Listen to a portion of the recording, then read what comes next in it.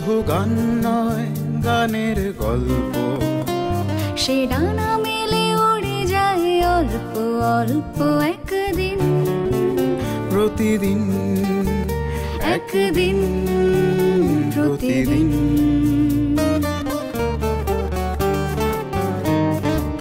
কেন সে গান গায় সে কথা অজানা, সে সর সন্ধির সন্ধিতে নিশানা।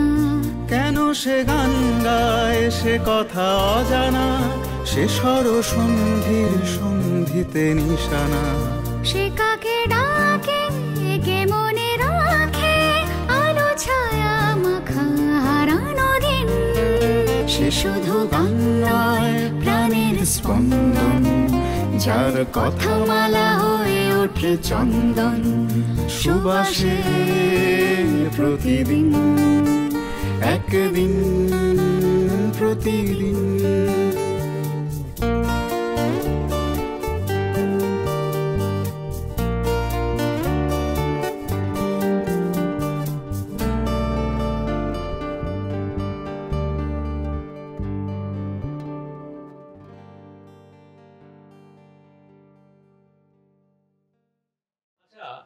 কমলা, তোমার মধ্যে কি সবসময় একটা দ্বৈত সত্তার হাতাহাতি চলে?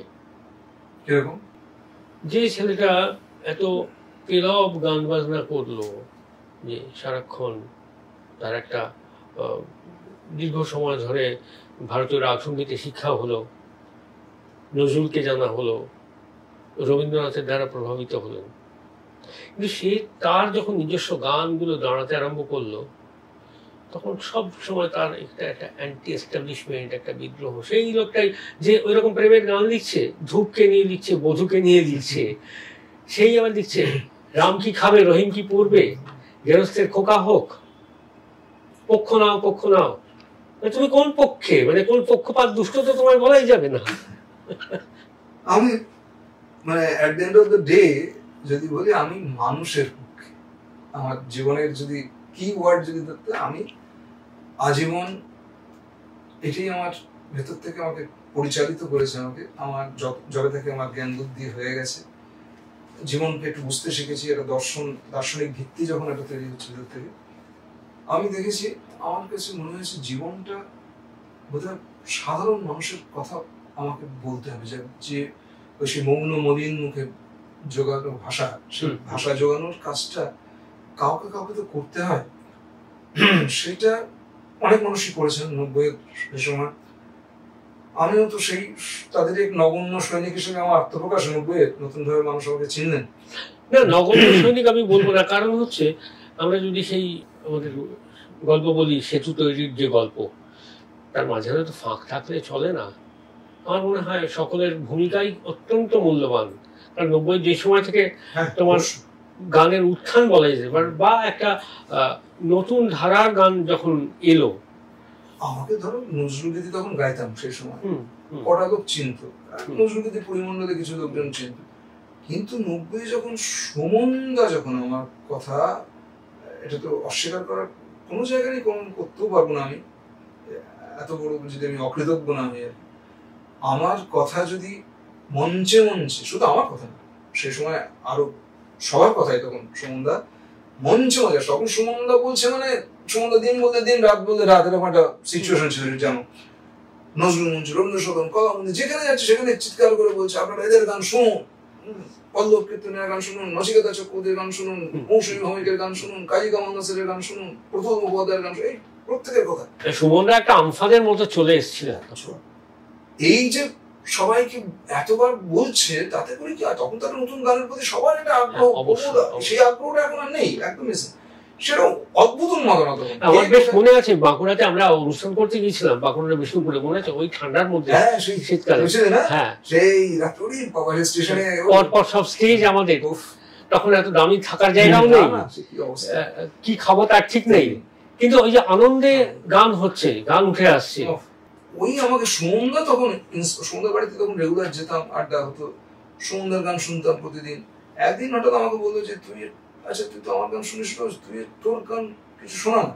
আমি আর কি করবো, নজরুল গীতি, তখন সুমনের গান শুনে ফেলেছি, তখন আমার ভেতরে তীব্র আগ্রহ তৈরি হয়ে গেছে যে আরে এই তো বাংলা ভাষা, এখনকার গান তো এটাই হওয়া উচিত। হ্যাঁ, রাস্তাটা বুঝে গেছি, কিন্তু কিভাবে কি করবো জানি না। তা আমার তোর একটা গান শোনো, আমি কি করবো, তখন সুন্দর বাচ্চা মেয়েটা ছিল ভার্জিনিয়া, এই ভবানীপুরের বাড়িতে। ওকে দেখে আমার কিছু ছড়ার গান ছিল তৈরি করা, বাচ্চাদের জন্য কিছু ছড়ার গান দেখেছিলাম। তা আমি ওই একটা গান ওকে দেখেই মনে এসে গেল, আমি গেয়ে উঠলাম হারমোনিয়াম নিয়ে। ঢাল নেই তরোয়াল নেই, তবু যে নাম তার নিধিরাম সর্দার, তবু যে নাম তার নিধিরাম সর্দার।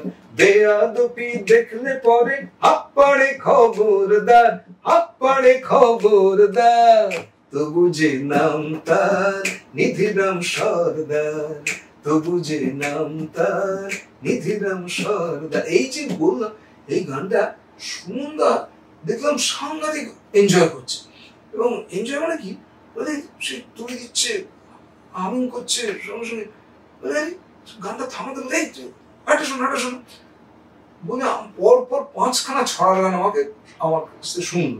এবং লিটারালি আমি তোমাকে বলছি, ঘরে শতরঞ্জি কথা ছিল, ওই গান শুনতে শুনতে শুয়ে পড়লো চিত হয়ে, আমি বেশ মনে আছে, শুয়ে পড়ে সে তুলে দিচ্ছে, হারমোনি করছে, আমিন করছে, কি এনজয় করছে গানটা পুরো। আমাকে উঠেই বললো, আমার তুই কেন নজরুলের গান গাইবি?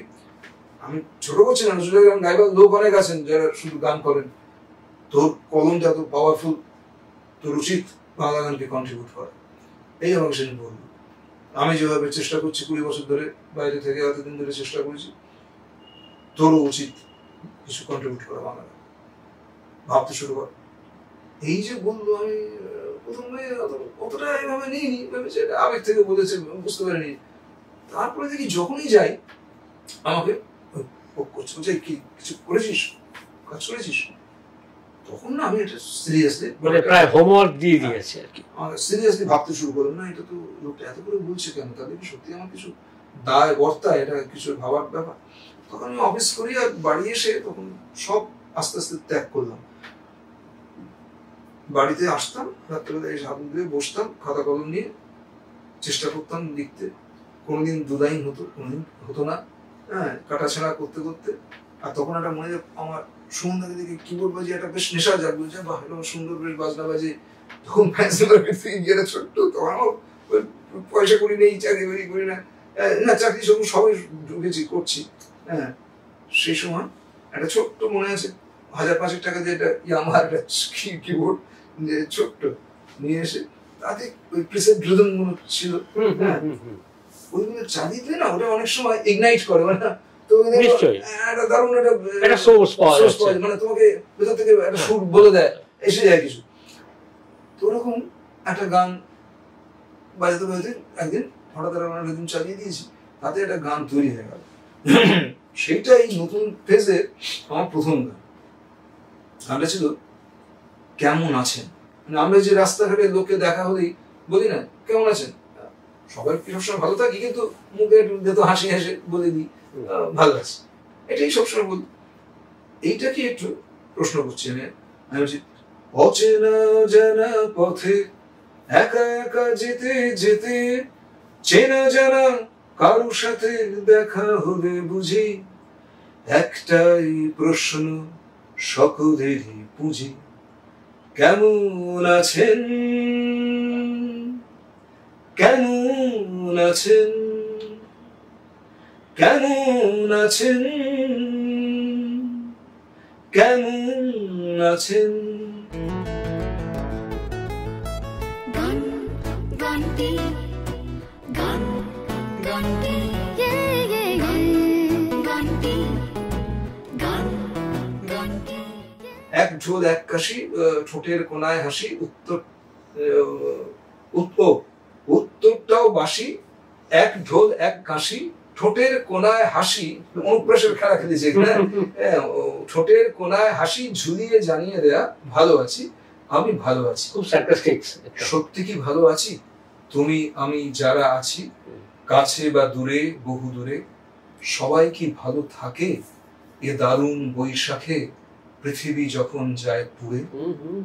আসলে এ সবই ভান, মিথ্যের আলোয়ান, নিপুণ কুরুষে বুনে তোলা, বেসুরো জীবন তাই কিছু কথা প্রাণপণ চেষ্টায় সুরে ভরে তোলা, মিথ্যে বেসাতি জেনে তাকেই সত্যি মেনে তবুও পথের মাঝে চেনা মুখ খুঁজি, শেষ দেখা পেলে শেষমেশ এই আমি বুঝি, সেই একই প্রশ্ন আমারও যে খুঁজি কেমন আছে।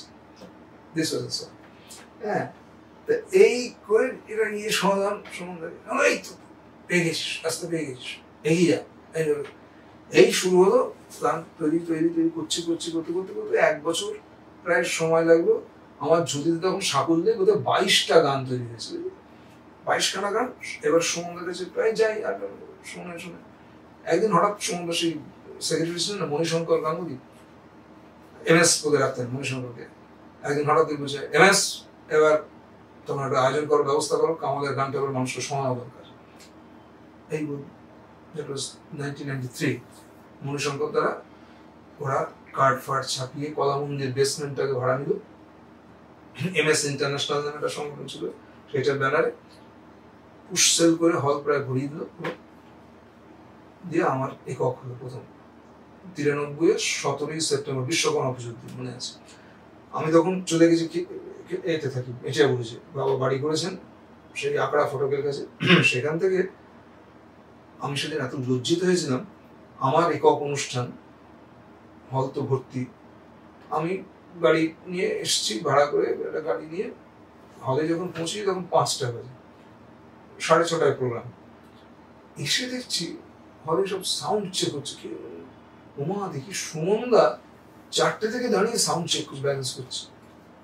আমার অনুষ্ঠান, সুমনদা 4টে থেকে গান 5টায় এসেছিল, আমি ভাবতে পারিনি সুমনদা এসে সাউন্ড ব্যালেন্স করছে। আমি না লজ্জায় পড়ে গেছি। এই সেদিন বোধ হয় পীযুষ দাও এসেছিলেন গান শুনতে মনে করি। এই আমার প্রথম একক অনুষ্ঠান হলো। হল থেকে বেরিয়ে ওখানে আমি গিয়েছিলাম গেরস্তের খোকাও, প্রথম বার। তখন আমার গান কেউ শোনেনি, নতুন গান সব একেবারে অচেনা। ওই গান শোনার আমি সেদিন এমন একটা ইউনিক এক্সপিরিয়েন্স হয়েছিল। গেরস্তের খোকাও যখন বলছি, লাস্টে যখন পাখিকে দিয়ে বলাচ্ছি গেরস্তের খোকুও হোক, গোটা হল বিশেষ করে মহিলারা সহস্র করতালিতে আমাকে অভিনন্দিত করলেন। মানে ভয়ঙ্কর একটা স্বতঃস্ফূর্ত ভাবে একটা সারা হল জুড়ে। আমি ভাবতে পারছি যে আমার তৈরি গান, এটা নতুন গান, এরকম শুনে এটা একটা অসামান্য মানে বাংলা গানের একটা মাইলস্টোন বলা যায় এই গানটাকে। একটুখানি শুনি না তোমার যতটুকু মনে আছে।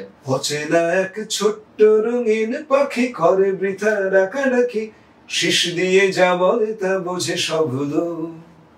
গেরস্থের খোকা হোক, গেরস্থের খোকা হোক, গেরস্থের খোকা হোক, গেরস্থের খোকা হোক।